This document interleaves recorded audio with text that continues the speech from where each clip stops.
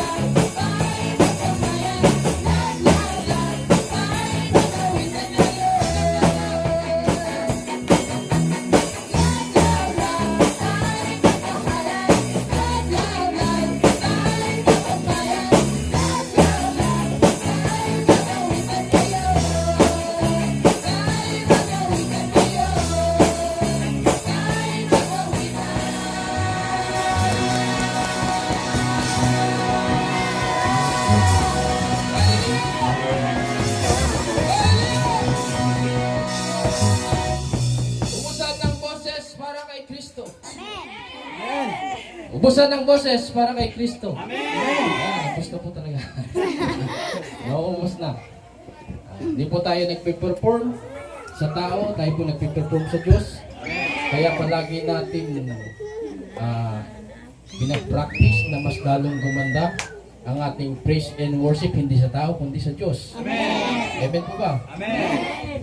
Kung ano yung best natin ngayon, iba yung best natin next week, iba yung best natin next month, iba yung best natin next year. Amen. Iba yung best natin next decade. Amen. Tama ba yung this? Next decade, dekada. Ibig sabihin, 10 taon. Amen. Ba? Amen. Hindi yung, kung ano yung worship natin, ganun yung sa susunod, ganun. Ibig sabihin, wala tayong passion sa pag-praise and worship sa Diyos. Kailangan nandun yung passion. Gusto ko palaging may bago akong papakita sa Diyos. Gusto ko palaging may bagong tono ako sa Diyos. Hindi lang ganito ang boses ko. Gusto ko may paganyan. Gusto ko may paganyan.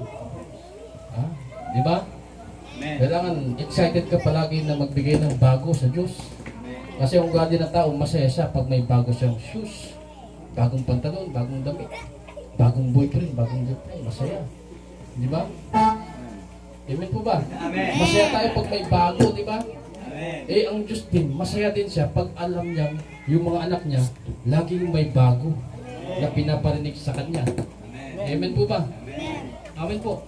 Kaya yung United in Christ song, dating ang panahon niyan, may ibang version siya. May bagong instrument na idadagdag. May bagong step, yung mga tamborin. Yung mga kumakanta, may bagong, ano, diba?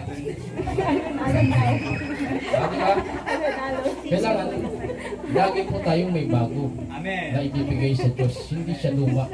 Laging bago ng bago ng bago ng bago. Tapos may bago na kayong pastor. Kasi papanalangin niyo, mawala si pastor.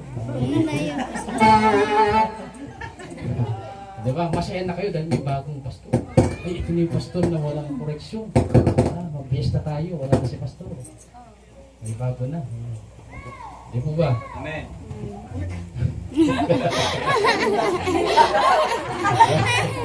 Wala. Sineryoso eh. Okay.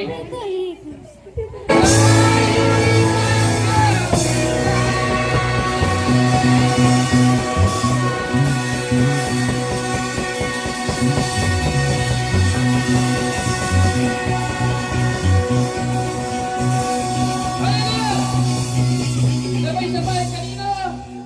Sa Kanya.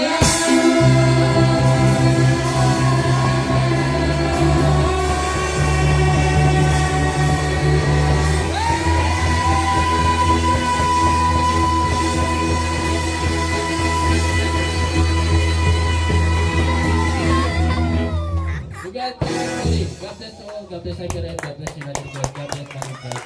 Hanggang sa muli po, to God be all the glory. God bless you.